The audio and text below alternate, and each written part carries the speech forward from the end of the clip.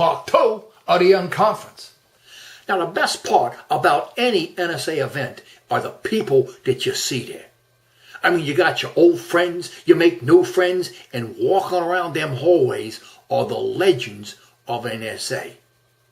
You know, people that you emulate, people that you see on the platform and you say to yourself, when I grow up, I want to be just like that person.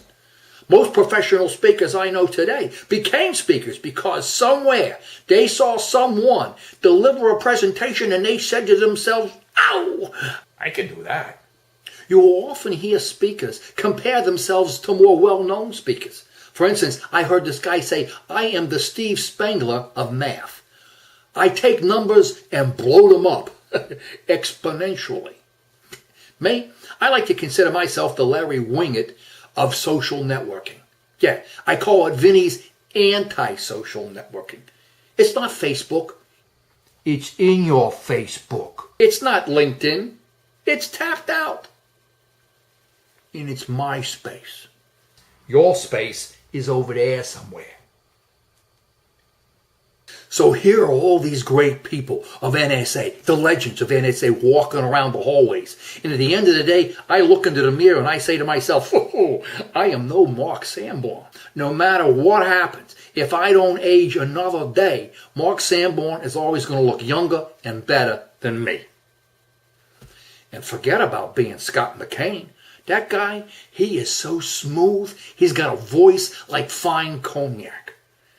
At the unConference, he did a session called What I Now Know.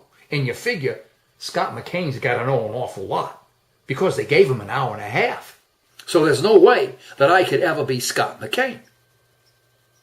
Or Scott Halford, for that matter. But I could be Scott Friedman. Now there's a role model for you. The opening general session of the unConference featured Scott Ginsburg and Matt Church.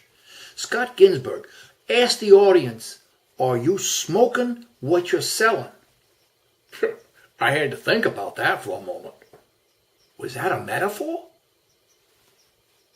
I mean, if it was, then yes. And if it's not a metaphor, well, then the answer is yeah.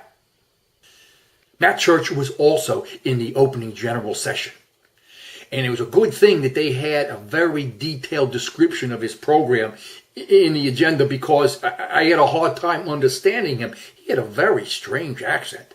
Well, it turns out he's from Australia, so English is like a second language to him. Matt says, as world-class speakers, we create moments of magic that ripple across the planet. Whoa! I guess he's never seen me give a speech before.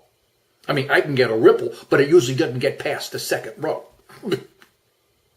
They also had this KIA bar, K-I-A. That stands for Know It All. And as everybody knows, in NSA, there was a lot of people who know it all. I'll tell you one thing. My 2 minutes with Lois Kramer was worth the price of admission alone. Now, everybody knows that she's big on these positioning statements.